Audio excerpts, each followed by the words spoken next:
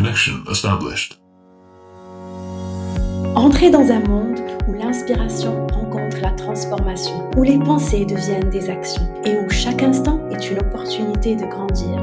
Bienvenue dans Rising Come. Ici, je vous parle de la vie, des profondeurs de l'existence. Je vous dévoile les trésors cachés de la sagesse et les clés pour libérer votre potentiel. Préparez-vous à être élevé, encouragé et guidé vers une version plus épanouie et authentique de vous-même. Installez-vous confortablement car on s'apprête à entamer un voyage passionnant. Let's rise and communicate together. Hey, salut et bienvenue dans le 14e épisode de Rising Come. Avant de plonger dans le sujet d'aujourd'hui, je voulais prendre un moment pour vous dire quelque chose d'important. Si ce que je partage ici vous parle, si mes mots résonnent avec vous et que vous sentez que ça vous apporte de la valeur, prenez quelques secondes pour laisser une note de 5 étoiles sur Apple Podcast ou un like sur Spotify. Vous n'imaginez pas à quel point ça m'aide à faire grandir cette communauté et à partager ce message avec encore plus de monde. Et si vous voulez aller encore plus loin, partagez cet épisode avec quelqu'un qui, selon vous, pourrait en bénéficier. Merci et place au sujet du jour. Aujourd'hui, j'ai envie de parler d'un sujet qui revient assez souvent, l'intelligence relationnelle. Nous sommes tous des êtres profondément interconnectés, on est bien d'accord. Peu importe à quel point on se sent parfois isolé, notre essence même est relationnelle. Mais le monde moderne complique un peu tout ça. Entre les écrans, les attentes sociales et nos propres peurs, on a parfois l'impression de ne jamais vraiment voir l'autre, ni d'être vu nous-mêmes. Pourtant, chaque fois qu'on établit une connexion authentique, c'est comme si un poids disparaissait. Parce que finalement, cette connexion résonne avec quelque chose de plus grand, notre énergie commune, notre essence spirituelle. Ok, je pense, à ce stade, vous me connaissez assez bien et vous savez à quel point je donne de l'importance aux relations, ou plutôt aux connexions avec les autres. Aujourd'hui, je me suis dit que ça serait super enrichissant et même essentiel de vous parler de comment vous pouvez consolider et renforcer vos connexions avec les gens qui comptent dans votre vie. Et quand je parle de connexion, je fais référence à vos relations actuelles et futures, qu'elles soient personnelles, professionnelles ou même spirituelles. Alors moi, personnellement, j'ai toujours prôné les vraies relations. Quand je sens qu'une relation peut apporter du bien aux deux personnes, aux deux parties, moi et l'autre, je me donne à fond. Parce que je crois profondément qu'une relation ne peut fleurir que si elle repose sur une base solide, où il y a la confiance, du respect et surtout de l'authenticité. Ce que j'essaie de faire, c'est d'instaurer un climat où l'autre se sent vraiment à l'aise, un espace où on peut tous les deux être vrais. Et quand vous arrivez à ce niveau de connexion, c'est là que la magie opère, c'est là que naissent les discussions profondes, les moments inoubliables et surtout une compréhension presque intuitive de l'autre. Je pense que c'est crucial de renforcer vos relations et c'est le sujet d'aujourd'hui, ça je l'ai déjà dit. Mais avant de vous donner des pistes concrètes pour y arriver, je veux qu'on prenne un moment pour explorer ce qui bloque souvent ces connexions. Parce que oui, parfois, même avec les meilleures intentions du monde, on se retrouve face à des murs invisibles. Et ces murs, ils viennent de quelque part. Comprendre leur origine, c'est déjà faire un premier pas pour les dépasser. Alors j'ai noté 4 choses principales ou comportements qui peuvent bloquer une réelle connexion et croyez-moi, elles sont bien plus fréquentes qu'on ne le pense. Mais dès qu'on arrive à les identifier, c'est déjà pas mal car on peut commencer à les déconstruire. Et en tête de liste, j'ai nommé le jugement. Le jugement, il est partout. Et en général, on ne se rend même pas compte qu'on est en train de juger. Quand on rencontre quelqu'un, notre esprit commence immédiatement à analyser son apparence, ses mots, son attitude. Et parfois, ces jugements sont basés sur nos propres insécurités ou sur des stéréotypes qu'on a intégrés. Et forcément, ça crée une distance, une barrière invisible mais bien réelle qui empêche de vraiment voir l'autre pour ce qu'il est. Et même des fois, et ça c'est super important, on juge à cause de ce qu'on a entendu sur l'autre. Ce genre de situation où quelqu'un vient vous dire « fais attention, cette personne, elle a déjà fait ça aussi ». Et là, même si vous ne voulez pas, ça reste dans un coin dans votre tête. Vous commencez à voir la personne à travers ce filtre et forcément, ça biaise votre manière de vous connecter à elle. Je vais partager avec vous un petit hack que j'utilise quand quelqu'un vient me parler d'une personne d'une manière négative. J'écoute parce que on va pas interrompre quelqu'un en plein monologue, mais je ne réponds pas, je ne réponds jamais, je reste silencieuse. Parce que je ne veux pas alimenter cette énergie. Je ne veux pas contribuer à créer encore plus de jugements et de préjugés. Mais si je connais bien la personne sur laquelle il parle, je vais bien évidemment la défendre. Mais si je ne la connais pas, je préfère garder une neutralité totale et aller moi-même découvrir qui elle est vraiment. C'est super important parce que ces jugements basés sur ce que vous entendez à propos des autres, ça peut vraiment vous empêcher de voir la personne pour qui elle est. Inconsciemment, vous ne la voyez plus à travers votre propre regard, mais à travers celui de quelqu'un d'autre. Et soyons honnêtes, on a tous un regard biaisé. Alors pourquoi adopter celui de quelqu'un d'autre ? Le deuxième point sur ma liste est la peur de la vulnérabilité. Être soi-même, vraiment soi-même devant quelqu'un, ça fait peur. On a peur d'être jugé, encore le jugement, de ne pas être accepté ou pire de se sentir rejeté. Alors qu'est-ce qu'on fait ? On porte un masque. On montre une version polie de nous-mêmes, celle qu'on pense que l'autre va aimer. Mais ce masque, il rend difficile, voire impossible une vraie connexion. En fait, c'est un mécanisme automatique. Votre cerveau, comme un ordinateur, analyse la situation en une fraction de seconde. Il scanne. Est-ce que c'est safe de me montrer tel que je suis ? Non, trop risqué. Et il vous balance le résultat du genre « Reste poli, reste neutre, montre juste ce qui est acceptable. » Et vous l'écoutez, c'est normal, c'est votre cerveau. Vous l'écoutez sans même y penser. Vous réagissez. Vous mettez ce masque car votre cerveau veut tout simplement vous protéger. Ce réflexe n'est pas conscient, mais il guide nos réactions en évitant de montrer nos émotions ou nos pensées les plus profondes. Ce mécanisme ne se limite pas aux nouvelles rencontres, qui, selon moi, est tout à fait normal. Il intervient même dans des relations déjà établies avec des proches ou des amis de longue date. Et souvent, quand un changement survient dans notre manière de penser ou de voir les choses, une peur silencieuse peut s'installer. On a peur de ne plus être aligné avec les attentes de l'autre et ça nous pousse à nous retenir, à ne pas exprimer certaines parties de nous-mêmes. Ça agit comme une barrière invisible qui empêche une connexion plus authentique et fluide et ça finit par créer une distance et bien sûr priver la relation d'une profondeur supplémentaire et ça peut même freiner une confiance mutuelle. Le quatrième point, c'est le bruit intérieur. Ce dialogue invisible qui se joue dans la tête en arrière-plan et influence directement la manière de se connecter avec les autres. Pendant une interaction, les pensées s'enchaînent. Analyser ce qui est dit, prévoir une réponse, s'inquiéter de l'impression qu'on donne.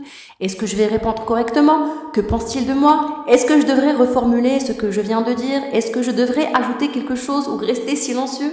Tout ça se passe si vite qu'on n'a même pas le temps de s'en rendre compte. Ce bruit intérieur crée une distraction permanente. Au lieu d'être présent dans l'échange, l'esprit est ailleurs en train de formuler des hypothèses ou de se protéger d'un éventuel jugement. Ce phénomène empêche une vraie écoute, car l'attention est partagée entre l'autre et ce dialogue interne.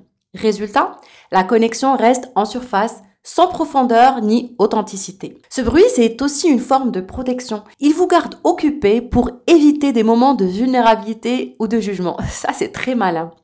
Mais en réalité, il empêche la fluidité et la spontanéité. L'échange devient une performance, une tentative de bien faire, plutôt qu'un moment authentique.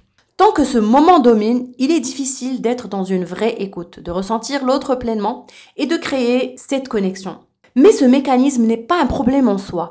Il n'est pas mauvais en soi parce qu'il fait partie de notre système de survie et d'adaptation. Il a sa fonction. Mais il mérite d'être compris car s'il n'est pas conscientisé et maîtrisé, il peut devenir un blocage dans les interactions. La quatrième chose qui bloque nos interactions, c'est les blessures du passé. Ces marques invisibles que les expériences difficiles laissent sur nous. Une trahison, un rejet, une humiliation ou même des petites déceptions répétées au fil du temps. Chaque fois qu'une blessure se forme, le cerveau enregistre l'événement. Il est très rapide. Il crée une sorte de mémoire de survie, une base de données qui influence toutes les interactions futures. Ces blessures, elles ne se contentent pas de rester des souvenirs. Elles s'incrustent dans nos comportements, nos réflexes, nos réactions. Par exemple, si quelqu'un vous a trahi une fois, même inconsciemment, votre esprit va vous pousser à être plus méfiant la prochaine fois, même avec une personne qui n'a rien à voir avec cette histoire. Si vous avez été rejeté dans une relation, vous pourriez, sans le vouloir, garder une distance dans vos relations suivantes pour éviter de revivre cette douleur. Ce qui est subtil, c'est que ces blessures ne se manifestent pas toujours de manière évidente. Parfois, elles prennent la forme de doute. Est-ce que je suis assez bien ? Est-ce que je peux vraiment faire confiance? D'autres fois, elles apparaissent sous forme de comportements comme éviter de trop s'impliquer ou vouloir tout contrôler. Et ça peut aussi mener à de l'autosabotage et agir d'une manière qui, au fond, compromet vos propres relations ou projets. Comme pour valider une croyance enracinée, de toute façon, ça ne va pas marcher. Ces comportements, bien qu'inconscients, sont une réponse à la peur de revivre une douleur ancienne. Ces blessures du passé, c'est comme porter un sac à dos rempli de poids. Tant qu'elles ne sont pas reconnues, elles continuent de modeler nos choix, nos réactions et deviennent des filtres à travers lesquels on perçoit les autres et le monde, rendant difficile une connexion fluide et sincère. Vous ne pouvez pas imaginer à quel point votre cerveau vous contrôle et à quel point vous lui faites confiance. C'est normal, c'est votre cerveau. Si vous ne faites pas confiance à votre cerveau, à qui le feriez-vous? Mais laissez-moi vous expliquer ce qui se passe réellement. Votre cerveau est là pour vous protéger, pour analyser, anticiper et vous aider à naviguer dans le monde. Il est incroyablement performant à ce niveau-là. Mais voilà, au fur et à mesure que vous avancez dans la vie, il installe ce qu'on pourrait appeler des logiciels. Ces programmes se basent sur vos expériences, vos émotions et une multitude de paramètres. Chaque situation, chaque interaction laisse une trace. Et si vous ne prenez pas le temps de vous poser, de revoir vos comportements, de réfléchir à vos schémas, votre cerveau fait tout ça pour vous, mais à sa manière. En arrière-plan, il continue d'évoluer. Il installe des programmes qu'il considère comme adaptés, basés sur son analyse des événements passés. Ces programmes deviennent vos mécanismes par défaut, vos réactions réflexes, vos façons de percevoir et interagir avec le monde et les autres. Vous réagissez automatiquement sans même vous en rendre compte parce que pour lui, c'est la solution la plus efficace. Sauf que ce qui fait de vous ce que vous êtes, ce n'est pas seulement votre cerveau. Il y a aussi votre corps, votre cœur, votre âme. Ces trois-là, eux aussi, vous parlent. Ils ont d'autres langages, mais le cerveau l'emporte toujours parce qu'il est rapide, logique et dominant. Il s'impose naturellement comme le pilote principal. Et en le laissant tout contrôler, vous passez souvent à côté des messages des autres parties de vous-même. Bref, vous l'avez compris, vous êtes manipulé. Et maintenant que ces blocages sont clairs, on peut se concentrer sur ce qui compte vraiment, comment reprogrammer votre cerveau et renforcer vos connexions. Mais pour ça, il faut sortir du mode automatique, désinstaller les vieux réflexes et reprogrammer vos interactions avec intention et conscience. Et voici comment faire. Je vais partager avec vous pratiques et techniques puissantes pour vous aider à transformer la manière dont vous vous connectez aux autres. La première technique, et qui selon moi est vraiment la base, maîtriser la pause sacrée. Avant toute interaction, prenez un instant pour vous recentrer. Respirez profondément. Ressentez le sol sur vos pieds et ramenez votre attention sur l'instant présent. Cette pause sacrée agit comme un ancrage. Elle interrompt vos automatismes et vous place dans un état de pleine présence. Peu importe que ce soit avant une conversation importante ou une simple discussion quotidienne, cette petite pratique transforme la qualité de votre connexion. Ça peut paraître futile ou banal, mais détrempez-vous. C'est un ancrage puissant. On oublie souvent que nous sommes des êtres d'énergie. Tout dans nos interactions est influencé par cette énergie que nous émettons et recevons. Nous sommes tellement dirigés par l'action, par ce qui se passe à l'extérieur, que ces petites pauses ne trouvent plus leur place dans nos vies. On avance vite, on enchaîne, on réagit et on ne prend aucun moment pour aligner notre énergie avec ce que nous voulons vraiment transmettre. Cette pause, aussi simple qu'elle semble, réinitialise tout. Elle vous permet de sortir de cette spirale d'automatisme pour entrer dans un état où vous êtes pleinement conscient, pleinement présent. Et dans cet état, chaque mot, chaque regard, chaque geste prend une dimension différente parce qu'ils sont portés par une énergie calme, alignée et connectée. En pratiquant cette pause régulièrement, vous allez rapidement ressentir la différence. Votre attention deviendra plus claire, vos émotions plus stables et vos échanges plus fluides. Avec le temps, cet ancrage se transformera en automatisme. Vous n'aurez plus besoin d'y penser. Votre cerveau va associer ce moment de recentrage à un état de présence naturel. En répétant cette pratique, vous allez installer un programme, mais cette fois, un programme conscient, guidé par une intention positive. C'est une manière de reprendre le contrôle sur vos interactions et sur vous-même. Deuxième technique ou compétence essentielle pour votre vie et pas seulement pour vos relations, c'est l'écoute active. C'est une manière de vous ouvrir à ce qui est vraiment présent. L'écoute est l'acte le plus puissant pour se connecter. Il faut écouter avec vos oreilles, votre cœur et votre intuition. Écoutez ce qui est dit, mais aussi ce qui ne l'est pas. Les silences, les hésitations, les émotions qui vibrent derrière chaque phrase.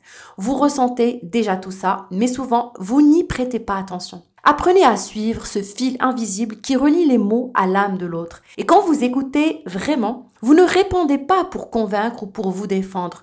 Vous répondez pour comprendre, pour faire grandir cet échange. Trop souvent, on écoute pour répondre, pour avoir une réplique prête ou simplement pour valider notre point de vue. Mais l'écoute totale et active change tout. Elle demande de mettre de côté Monsieur Ego, vos jugements, vos distractions. C'est vraiment se rendre disponible à l'autre avec sincérité et intention. Un autre point encore important dans l'écoute active, c'est écouter sans intention de réparer. Car trop souvent, nous tombons dans le piège de vouloir résoudre, répondre ou même parfois sauver. Mais l'écoute active n'est pas là pour ça. Elle n'est pas une solution, elle est une présence. Elle ne cherche pas à convaincre, à corriger ou à se défendre. Elle est là pour comprendre, pour valider l'existence de l'autre et lui offrir un espace où il peut exister pleinement. Et encore un aspect très rare, mais tellement transformateur de l'écoute active est l'écoute de soi dans l'échange. Donc c'est comme une double écoute. Pendant que l'autre parle, observez aussi ce que ça provoque en vous. Ressentez aussi vos propres réactions émotionnelles, votre corps qui réagit à ce qui est dit. Êtes-vous à l'aise? Y a-t-il une résistance? Cette double écoute vous permet de rester aligné et connecté. Et puis une autre chose que vous devez aussi apprendre à faire dans l'écoute active, c'est laisser tomber le besoin d'avoir raison. C'est souvent l'ego qui s'accroche à cette nécessité de prouver ou de répondre parfaitement. Mais une vraie écoute active et totale transcende ces considérations. Elle invite à être là pour recevoir, pas pour imposer. Et dans cette réception, une relation se renforce, une confiance se construit et une énergie commune se déploie. Voilà, j'arrête avec l'écoute active et on passe à la troisième technique indispensable que j'ai notée pour transformer vos relations, c'est oser exprimer la vérité de votre vérité. Je sais, cette phrase peut sembler un peu floue, mais elle a tout son sens. Oser dire la vérité de votre vérité, c'est aller au-delà de simplement dire la vérité. Ce n'est pas juste exprimer un fait ou un ressenti évident, c'est partager ce qui est vrai pour vous. Même si c'est inconfortable, même si c'est complexe, même si ça ne correspond pas à ce que les autres pourraient attendre. La vérité de votre vérité, c'est ce qui vous appartient, ce qui naît de vos ressentis, de vos expériences et de votre perception unique du moment. Ce n'est pas une vérité absolue ni une vérité universelle, c'est votre réalité intérieure, à cet instant précis. Être sincère, c'est dire les choses telles que vous les ressentez sans les cacher ou les minimiser pour plaire ou éviter un conflit. Par exemple, si une situation vous dérange ou vous blesse, dites-le simplement. Vous n'êtes pas obligé de tout détailler ou d'exposer ce que vous n'êtes pas prêt à partager. Si vous ne vous sentez pas à l'aise à dévoiler certains aspects, c'est votre droit. Dire la vérité ne signifie pas tout révéler. Ça veut tout simplement dire ne pas mentir sur ce qui vous traverse. Et le piège, c'est que parfois, pour éviter de heurter ou de perdre quelqu'un, on choisit de cacher ou de minimiser ce qu'on ressent. On se force à sourire, on dit que tout va bien, ou pire, on valide quelque chose avec lequel on n'est pas d'accord. Mais chaque fois que vous faites ça, vous construisez un mur invisible, encore une fois, dans vos relations. Et ce mur empêche, encore une fois, la connexion sincère que vous recherchez à créer. Rester sincère, c'est avoir le courage de poser vos limites et d'exprimer ce qui est vrai pour vous, sans chercher à manipuler la perception de l'autre. Et puis, être sincère ne signifie pas être parfait. Il est normal d'hésiter, de ne pas toujours savoir comment formuler les choses, ou même de vous tromper. Ce qui compte, c'est que ce que vous dites reflète votre vérité du moment, celle qui vient de vos ressentis profonds. Quand vous osez dire la vérité de votre vérité, vous donnez à l'autre une chance de se connecter à vous réellement, pas à une façade. Vous installez une relation basée sur la confiance et l'authenticité. C'est une pratique qui peut être inconfortable au début, mais qui libère une énergie incroyable et transforme vos connexions à long terme. Quatrième technique, renforcer la confiance à travers des actes de cohérence. Pour consolider vos connexions avec les autres, la clé réside souvent dans la cohérence avec vos paroles et vos actes. Rien ne crée une connexion plus solide que le sentiment de confiance. Et cette confiance se construit lorsque ce que vous dites correspond à ce que vous faites. Commencez par être clair sur vos intentions dans vos relations. Par exemple, si vous promettez d'être là pour quelqu'un, tenez parole, même dans les petites choses. Ce n'est pas seulement une question d'engagement, mais d'intégrité. Chaque fois que vous agissez en cohérence avec ce que vous avez exprimé, vous envoyez un message puissant. Tu peux compter sur moi. Mais renforcer la confiance ne passe pas uniquement par ce que vous faites pour l'autre. Ça inclut aussi la manière dont vous vous comportez avec vous-même. Si vous êtes aligné avec vos propres valeurs, ça se ressent dans vos interactions. Être cohérent avec soi-même inspire la stabilité. Et un aspect souvent négligé mais crucial est de reconnaître vos erreurs. Et parfois, malgré vos meilleures intentions, vous pouvez décevoir et ne pas être à la hauteur de vos promesses. Dans ces moments, admettez-le ouvertement. Dites-le ouvertement. Ça montre à l'autre que vous êtes humain et que vous valorisez assez la relation pour vouloir faire mieux. Ce processus de cohérence entre vos mots, vos intentions et vos actions agit comme un socle solide pour toute relation. Et avec le temps, cette confiance mutuelle devient une base inébranlable dans toutes vos connexions. Et enfin, la 5e et dernière pratique qui, selon moi, est la plus difficile à mettre en place, c'est donner sans attendre un retour. Je crois que l'être humain, par nature, donne souvent pour recevoir, que ce soit de manière consciente ou inconsciente. On associe nos gestes à une attente, un remerciement, une reconnaissance ou même un retour équivalent. Et c'est normal, c'est profondément ancré en nous. Mais donner sans attendre, c'est sortir de cette logique. Ça ne signifie pas tout donner aveuglément et s'oublier dans l'autre, mais offrir quelque chose, que ce soit votre temps, votre attention ou un simple geste de gentillesse, avec une intention pure, sans l'attente que ça vous revienne sous une forme ou une autre. Donnez juste pour le plaisir de donner, pour l'énergie que ça crée dans la relation. Et oui, c'est difficile parce qu'on a grandi avec cette idée qu'il faut un équilibre, une réciprocité immédiate. Mais en apprenant à lâcher cette attente, quelque chose de magique se passe. Vous créez un espace où l'autre peut recevoir sans pression.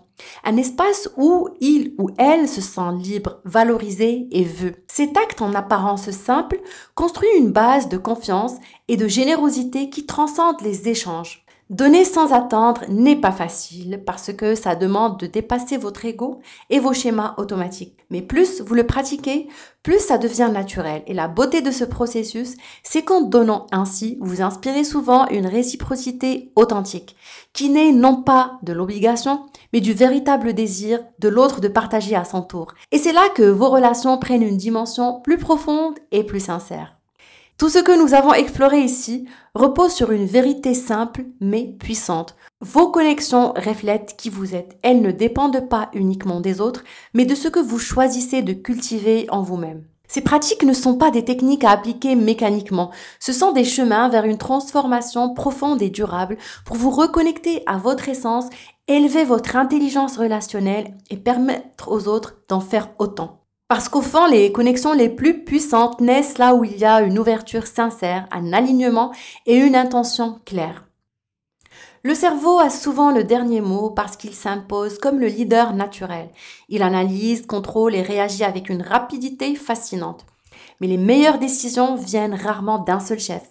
Elles naissent d'un équilibre subtil entre toutes les dimensions de votre être. C'est dans cette collaboration que vous trouvez une clarté et une puissance qui résonnent à la fois en vous et dans vos relations. Dans chaque échange, vous avez une opportunité de créer un lien, de toucher une âme et de laisser une empreinte. Alors connectez-vous avec intention, aimez avec authenticité et inspirez par votre simple manière d'être.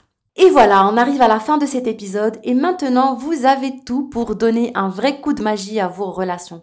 Et sachez que tout ce que je partage dans ce podcast ne s'applique pas seulement à votre vie personnelle. Chaque pratique et chaque réflexion est conçue pour élever votre vie dans sa globalité. Votre être, votre vie pro et votre vie perso sont interconnectés. Tout fait partie d'un même chemin, celui de votre croissance et de votre épanouissement. Alors, appliquez ces clés, expérimentez et observez comment elles impactent tous les aspects de votre vie. Et surtout, rappelez-vous, chaque petit pas compte sur le chemin de votre vie. Merci de m'avoir écouté et on se retrouve très vite dans le prochain épisode de Rise Income. Ciao!